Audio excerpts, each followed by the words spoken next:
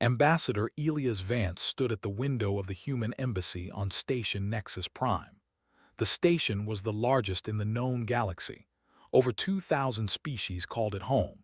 Ships came and went like fireflies in the eternal darkness of space. Elias watched them and remembered a simpler time when humans looked up at the stars and wondered if they were alone. They were not alone. They had never been alone. The galaxy was full of life. It was also full of cruelty. Elias had served as humanity's voice among the stars for 43 years. His hair had turned gray in alien halls. His face had grown lined from forcing smiles at creatures who despised his kind. He had shaken hands with beings who thought humans were little more than clever animals. He had bowed to emperors who laughed at Earth behind closed doors. And through it all, he had remained patient. Patience was humanity's greatest weapon, the diplomats back on Earth always said. The galaxy was old. Humans were new. They had only discovered faster-than-light travel 200 years ago. In galactic terms, they were infants stumbling into a room full of ancient giants. The giants were not kind. The Galactic Concord was the closest thing the galaxy had to a government. It was a loose alliance of the 2,000 most powerful species. They made laws. They settled disputes. They decided who could trade and who could not.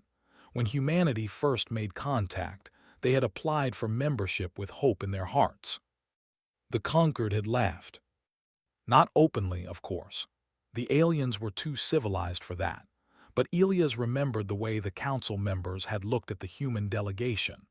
The way they had studied human bodies as if examining insects. The way they had spoken slowly, using small words, as if humans were too stupid to understand complex speech. Humanity had been granted provisional membership. It was a status usually given to pre-industrial species that had been uplifted by their betters. It meant humans could observe but not vote. They could trade but only in approved goods. They could travel but only to approved systems. It was an insult wrapped in the language of welcome. But humanity had smiled and accepted. They had built their embassies. They had sent their merchants. They had shared their culture, their music, their art. They had believed with the foolish optimism of youth that time would change things. Time had changed nothing. 80 years had passed since first contact. 80 years of patience. 80 years of insults. The other species still looked at humans the way a man might look at a dog that had learned to walk on two legs. Amusing, curious, but never equal. The Eth Dominion had destroyed a human colony ship 15 years ago. 12,000 people had died in the cold darkness between stars. The Eth had called it an accident. Their sensors had malfunctioned, they said. They had mistaken the civilian vessel for a pirate ship, they said. They were very sorry, they said. The Concord had accepted their apology. No reparations were ordered. No punishment was given. 12,000 human lives were worth nothing more than a shrug. Elias had been at that hearing. He had watched the Eth ambassador smile as the ruling was announced. He had seen the contempt in those alien eyes, and he had done nothing because there was nothing to be done. Humanity was weak. Humanity was new. Humanity had to be patient. The collective had stolen human terraforming technology 5 years later. They had hacked human databases, human research, and used it to transform 3 barren worlds into paradise. When humanity complained, the Conquered had asked for proof. When humanity provided proof, the Conquered had asked for more proof. The case was still pending. It would always be pending. And then there were the small cruelties, the everyday humiliations that no one talked about. Human merchants who were cheated and had no recourse. Human travelers who were turned away from stations for invented reasons. Human children who were mocked in alien schools. Human workers who were paid less than their alien colleagues for the same work. Elias knew all of this. He had lived it. He had documented it in reports that no one read. He had filed complaints that no one answered. He had given speeches that no one remembered. And still he had remained patient. Because patience was the plan. Patience was the strategy. Humanity would grow. Humanity would build. Humanity would become so useful, so integrated, so essential to the galactic economy that the other species would have no choice but to accept them as equals. It was a good plan. It was a wise plan. It was the plan that Elias had dedicated his life to. But lately, he had begun to wonder if it was the right plan. A knock came at his door. His assistant, a young woman named Sarah, entered with a tablet in her hand. Her face was pale. Her hands were shaking. "Ambassador," she said, "there has been an incident." Elias felt something cold settle in his stomach. He had heard those words before. He had heard them too many times. What happened? Sarah could not meet his eyes. The Empire, they raided one of our agricultural moons, New Eden. New Eden. Elias knew the place. It was a small colony on the edge of human space. Farmers mostly. Families who wanted simple lives away from the crowded cities of Earth. Good people who had never harmed anyone.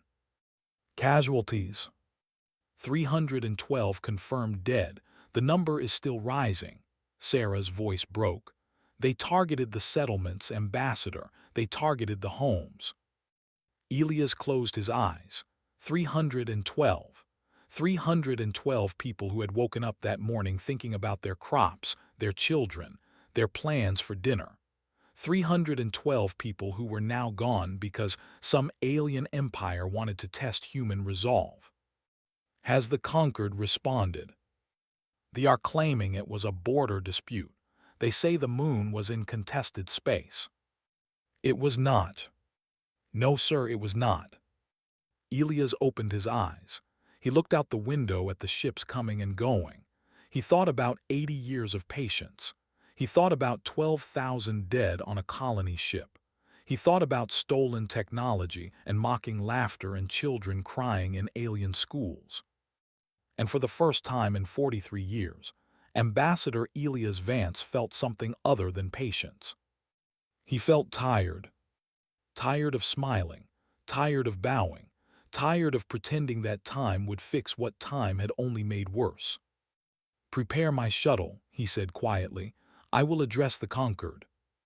Sarah nodded and left. Elias remained at the window, watching the stars. Somewhere out there, 312 humans were dead. And somewhere in his heart, something that had been sleeping for a very long time was beginning to wake up. The great chamber of the Galactic Conquered was built to inspire awe. Its ceiling stretched so high that clouds formed in its upper reaches. Its walls were lined with the flags of 2,000 species. Its floor was made of crystal that glowed with soft light. Every detail was designed to remind visitors that they stood in the heart of galactic civilization. Ambassador Elias Vance walked through those great doors and felt nothing but cold purpose. The chamber was full. Word had spread that the humans were coming to complain about New Eden. The other species had gathered to watch. Some came out of curiosity. Most came to be entertained. Human complaints were always good for a laugh. Elias walked to the speaking platform at the center of the chamber. 2,000 pairs of eyes watched him. Some of those eyes were compound. Some were on stalks. Some glowed in the darkness. All of them looked down on him with the same expression. Amusement. The representative was already there, waiting. His name was Lord Al, and he was everything his empire represented. Tall, proud, ancient. His scales were the deep purple of royalty. His claws were filed to perfect points. His eyes held the casual cruelty of a being who had never known consequence. "Ambassador Vance," Lord Al said. His voice carried easily through the chamber. "How kind of you to come. I understand your people have suffered a small misfortune. Please accept the sympathy of the Empire." Small misfortune. 347 dead now. The number had risen overnight. Elias did not respond to the. Instead, he turned to face the assembly. He raised his hand, and a holographic image appeared above the speaking platform. It was a photograph of a little girl. She had dark hair and brown eyes. She was smiling in the picture, Behind her was a farmhouse with flowers in the windows. She was holding a stuffed animal in her arms, a rabbit it looked like, old and worn from love. "This is Maya," Elias said. His voice was calm, steady. She was 7 years old. She lived on New Eden with her parents. Her father grew wheat. Her mother was a teacher. Maya wanted to be a doctor when she grew up. She told her parents she wanted to help people. The chamber was quiet. This was not how human complaints usually began. When the raiders came, Maya was eating breakfast. Her mother tried to hide her in the cellar. The raiders found them anyway. Elias paused. Maya's mother died protecting her daughter. It was not enough. Lord Al shifted on his platform. "Ambassador, if you have come to share sad stories about individual casualties, I must remind you that this is a waste of the conquered's time. Regrettable deaths occur in border disputes. It is the nature of such things." "Maya survived the initial attack," Elias continued as if they had not spoken. "She was pulled from the rubble 3 hours later. She asked the rescue workers where her parents were. She asked them over and over." He looked at the hologram. "She is still asking. She will never receive an answer." A few murmurs rippled through the assembly. Some species shifted uncomfortably. Most simply watched with the detached interest of observers at a mildly interesting show. Lord Al laughed. The sound echoed through the chamber. "One child," he said. "You have summoned the galactic conquered to cry about one child. Your species is even weaker than we thought. In the Empire, we lose more than this in training exercises. Warriors must be hardened by loss. It is the way of strength." "The way of strength," Elias repeated softly. "Yes, something your kind clearly does not understand. You are soft. You are sentimental. You care too much about your young and not enough about power. This is why you will always be a minor species. This is why no one respects you." Elias turned to face the Lord directly. For a long moment he simply looked at him. The chamber grew very quiet. When Elias spoke again, his voice had changed. It was still calm, still steady, but there was something underneath it now. Something old and cold and patient in a way that had nothing to do with diplomacy. "I am not here to lodge a complaint," he said. Lord Al blinked. "Then why are you here?" "I am here to deliver a warning." The word hung in the air. Several species in the assembly leaned forward. This was new. This was different. This was not how humans talked. "For 80 years, Elias said, humanity has chosen peace. We have absorbed your contempt. We have endured your mockery. We have accepted your theft and your violence and your casual cruelty. We have done this not because we were weak. We have done this because we hoped you would learn." He looked around the chamber slowly. "We hoped you would learn what we learned long ago. That civilization is not built by the strongest.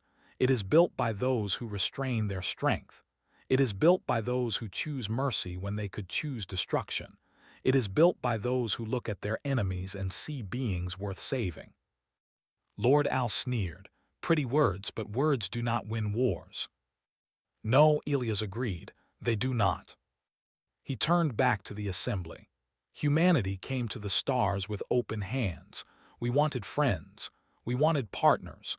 We wanted to share what we had built and learn from what others had built. We believed that cooperation was better than conflict. We believed that patience would be rewarded." His voice hardened. "We were wrong." The chamber was absolutely silent now. "You have taught us that patience is mistaken for permission. You have taught us that mercy is seen as weakness. You have taught us that no matter how many times we turn the other cheek, you will simply strike it again." He looked directly at Lord Al. "You have taught us that you cannot learn." The Lord opened his mouth to respond, but Elias continued. "So I stand before you today not to beg, not to plead, not to file another complaint that will be ignored. I stand before you to say one thing." He paused, the silence stretched. "Enough." The word was quiet, simple. It should have meant nothing. but something in the way he said it made 2,000 species feel suddenly cold. "This is your warning," Elias said.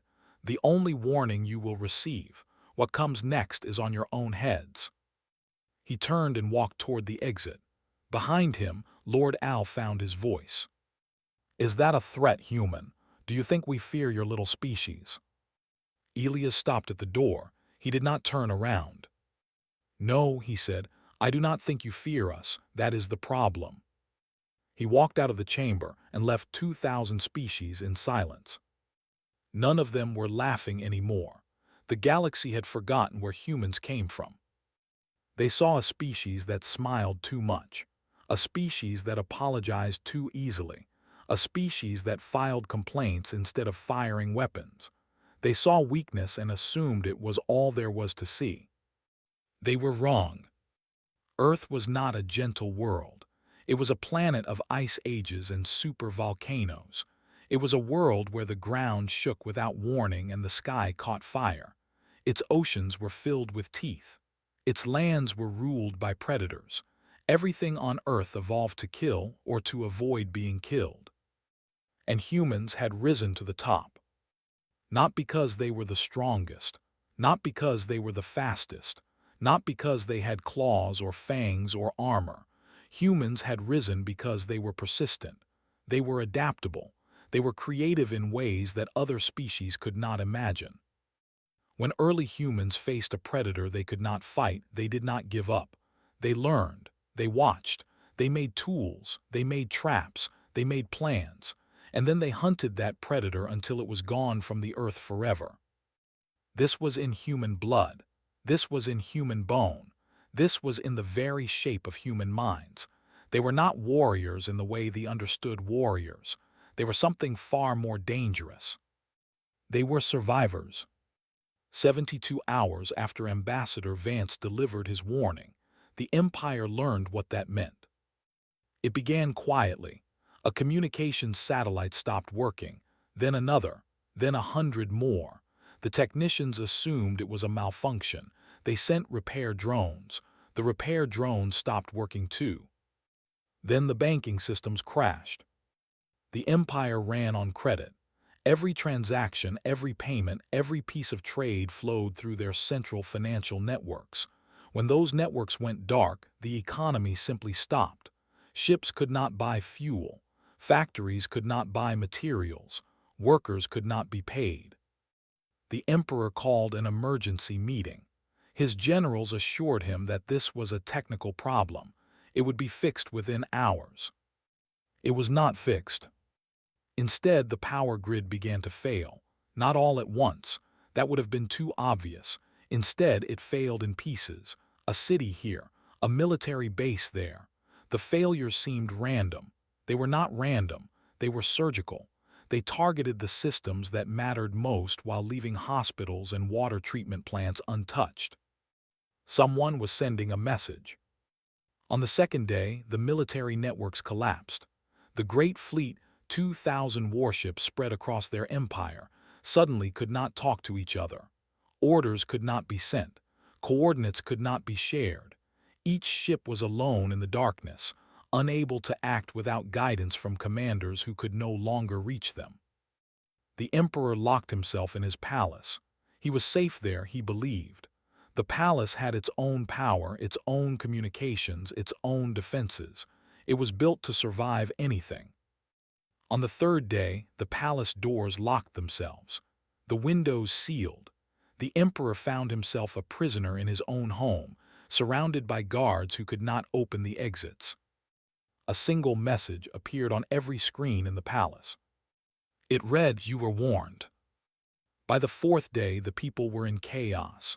Without communications, without power, without money, civilization began to crack. There were riots in the streets. There was fighting over food and water. The proud rulers of 300 worlds were tearing themselves apart. And through it all, not a single human ship crossed into space. Not a single human weapon was fired. Not a single human soldier set foot on soil.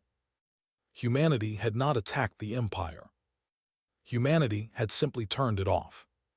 On the fifth day, a ship appeared above the It was small, barely larger than a shuttle. It carried no weapons. Its hull was painted white with a red cross on the side. It was a medical frigate. The ship landed in the capital city in a square that had seen riots just hours before. The ramp opened. Human doctors walked out. They carried supplies and equipment. They set up tents.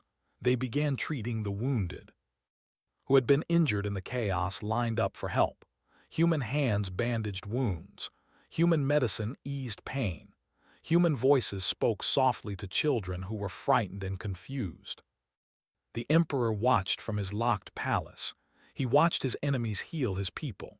He watched them do for free what his own government could no longer do at all. And he understood. The humans could have sent warships. They could have burned his worlds. They could have killed millions and called it justice. Any other species would have done exactly that. Instead, they had shown him what they were capable of. They had taken everything from him without firing a shot. And then they had offered mercy to his people while he sat helpless in his own throne room. This was not war. This was a lesson. On the sixth day, the palace doors unlocked. The screens came back to life.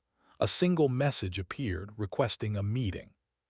The emperor had no choice. He agreed. Ambassador Elias Vance arrived alone. He walked through halls that had once intimidated visitors from 100 worlds. He entered the throne room where Lord Al had laughed at human weakness just days before. Lord Al was not laughing now. "How?" the emperor asked. His voice was hoarse. "How did you do this?" Elias looked at him calmly. "We learned," he said. "While you were conquering worlds, we were learning. While you were building warships, we were building something else, something you never thought to look for." "What do you want?"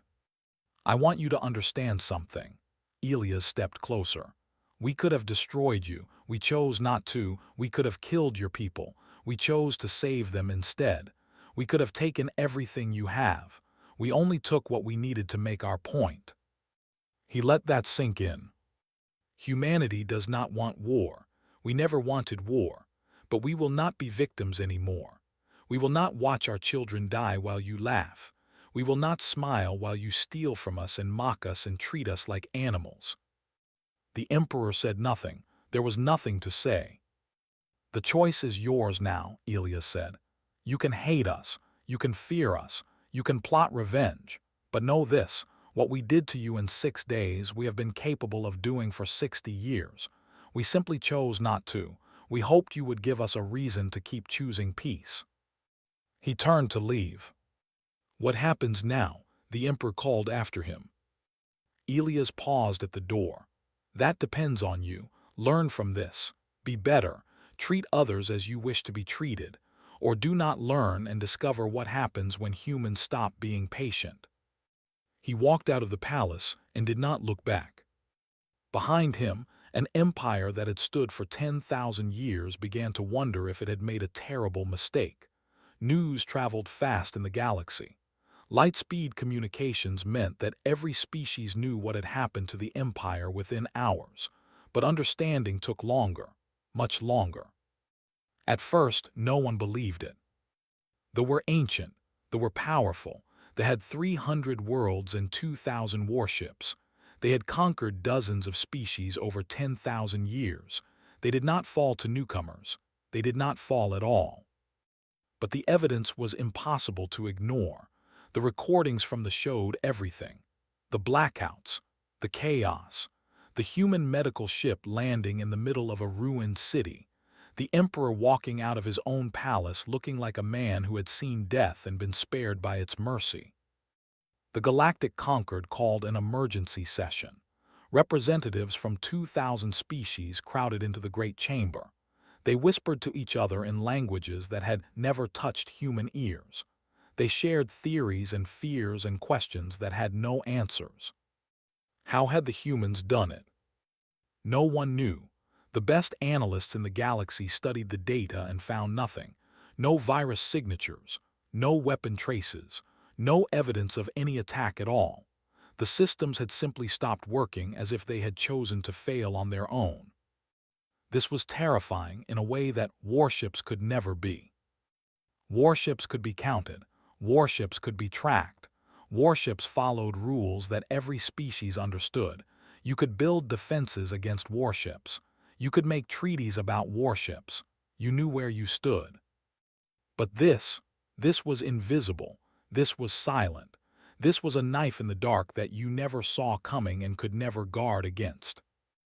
Ambassador Vance returned to his duties as if nothing had happened. He attended meetings. He negotiated treaties. He smiled his patient smile and spoke his careful words. But now, when he entered a room, the other ambassadors stood. Not out of respect, not really. Out of something much older. Something that lived in the deepest parts of every brain, no matter what shape that brain might take. Something that whispered warnings about predators and shadows and things that hunted in the dark. Fear. The Eth Dominion was the first to act. 15 years ago, they had destroyed a human colony ship. 12,000 people had died. The Eth had called it an accident and paid nothing. The conquered had accepted their story without question. Now, without any human request, the Eth ambassador appeared at the human embassy. He carried a document in his 4 hands. His scales were pale with stress. His voice shook when he spoke. The Eth Dominion wishes to express its sincere regret for the tragic incident involving the human vessel Starlight Dream, he said. We accept full responsibility. We offer complete reparations to the families of those lost. We hope this payment will help heal the wounds between our peoples. The amount was enormous, enough to fund human expansion for a decade, enough to build 100 new colony ships, enough to change everything. Sarah, the assistant who had first told Ambassador Vance about New Eden, stared at the document in disbelief. They're paying. After 15 years, they're just paying. Yes, Vance said calmly. Why now? Vance looked at her. He did not smile. They are learning. The collective was next. They had stolen human terraforming technology and used it to transform 3 worlds. For years, they had everything.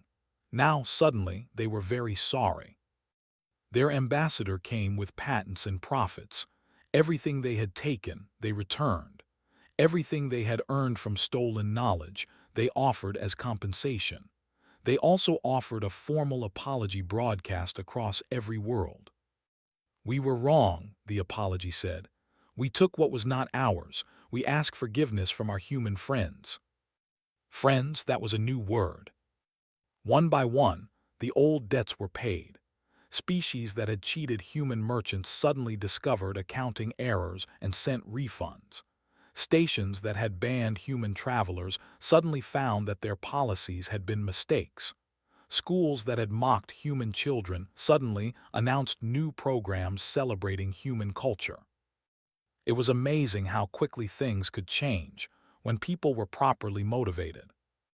But not everyone was ready to accept the new reality. Lord Al, stripped of his title and exiled from gave an interview to a galactic news network. His scales had lost their royal shine. His claws were dull, but his pride remained. The humans are monsters, he declared. What they did to us was an act of war. The conquered should unite against them. We should destroy them before they destroy us all. The reporter asked if he thought the galaxy would follow his advice. Lord Al laughed bitterly. No, the galaxy is full of cowards. They see power and they kneel to it. They will smile at the humans and call them friends and pretend that nothing has changed. But I remember what they did. I remember what they are. And what are they? The former lord looked into the camera. For a moment he almost seemed sad. They are patient, he said. That is the most terrifying thing about them. They are patient, they wait, they watch. They remember every insult and every injury. And then when you have forgotten, when you think you are safe, they act. They do not rage, they do not threaten, they simply act. He shook his head. I called them weak. I laughed at their sentimentality. I thought their love for their children was foolishness. His voice dropped. I was wrong. That love is not weakness. It is fuel. It is the fire that burns behind their patient eyes. Harm what they love and they will make you regret it in ways you cannot imagine. The interview spread across the galaxy. Most species dismissed it as the ravings of a broken man, but some listened, some remembered, some began to understand. The Concord's historians quietly deleted their old files on humanity. The classifications that had marked humans as Category 3 emerging species and low threat index disappeared. New files were created. New assessments were written. The new classification was simple. It contained only a single line. Do not mistake human patience for permission. In the years that followed, humanity's status in the galaxy changed completely. They were given full Concord membership. Their representatives were treated with respect. Their merchants were paid fairly. Their travelers were welcomed everywhere. But something else changed too. Something subtle. Something that would last far longer than any treaty or trade agreement. When humans entered a room, other species made space. When humans spoke, other species listened. When humans smiled, other species smiled back and hoped very hard that the smile was genuine. Because now everyone knew the truth. Humans were kind. Humans were generous. Humans were everything they had always claimed to be. But underneath that kindness, underneath that generosity, there was something else. Something old. Something that had been sleeping for 80 years and had finally opened its eyes. And no one in the galaxy ever wanted to see it again. 500 years passed. Empires rose and fell. Stars were born and died. Species that had once dominated the galaxy faded into history, and new species took their place. The Galactic Concord grew from 2,000 members to 5,000. The borders of known space expanded until they touched the edges of the galaxy itself. And still the story was told. It was told in different ways by different species. The details changed with each telling. The names were sometimes forgotten, but the core of the story remained the same. It was passed from parent to child, from teacher to student, from elder to youngling. The story of the humans. On a world called IV, a young creature named sat at her grandmother's feet, was barely 10 cycles old. Her scales were still soft, not yet hardened by time. Her eyes were full of questions about the universe she was just beginning to understand. "Grandmother," she said, "today at school we learned about the Empire. The teacher said they were very powerful once. What happened to them?" Her grandmother made a sound that might have been a laugh or a sigh. Yes, they were powerful. They ruled 300 worlds. They thought they were the greatest species in the galaxy. What happened? They made a mistake. Tilted her head. What kind of mistake? They hurt the humans. The word hung in the air. Had heard of humans, of course. Everyone had heard of humans. They were everywhere in the galaxy now. Human ships carried goods between worlds. Human doctors worked in hospitals on 1,000 planets. Human music played in markets from one end of space to the other. They seemed nice. They smiled a lot. The humans asked, "But humans are friendly. My teacher says they are the most peaceful species in the Concord." Her grandmother nodded slowly. "They are peaceful, that is true. They do not start wars. They do not conquer worlds. They help those who need help and ask for nothing in return." She paused. "But there is something you must understand about humans, little one. Something very important." "What?" "Peace is a choice. Kindness is a choice. Mercy is a choice. The humans choose these things every day. They choose them because they believe the galaxy is better when beings are good to each other." The old creature's voice grew serious. "But they can also choose other things." Felt a small chill run down her spine. Like what? 500 years ago, they killed human children. They burned human homes. They laughed at human grief. They thought the humans were weak because they were kind. They thought patience meant fear. They thought mercy meant they could do whatever they wanted without consequence. They were wrong. They were very wrong. Grandmother leaned closer. The humans did not send armies. They did not burn worlds. They simply stopped like turning off a light. One day the Empire was the most powerful force in its sector. 6 days later it was nothing. No shots fired, no blood spilled, just silence. Tried to imagine it, she could not. And then, grandmother continued, the humans landed doctors on the. They healed the people they had just defeated. They helped the children they could have killed. They showed mercy to those who had shown them none. Why? Because that is who they are. They are kind because they want to be kind, not because they have to be. They help because it is right, not because they expect anything in return. Grandmother's eyes grew distant. But never forget what that kindness rests upon. Never forget what sleeps beneath those patient smiles. Swallowed hard. What should I do, grandmother, if I ever meet a human? The old creature smiled. Be good to them, be honest with them, be their friend if they offer friendship. Humans are wonderful friends, they are loyal, they are generous. They will help you when no one else will.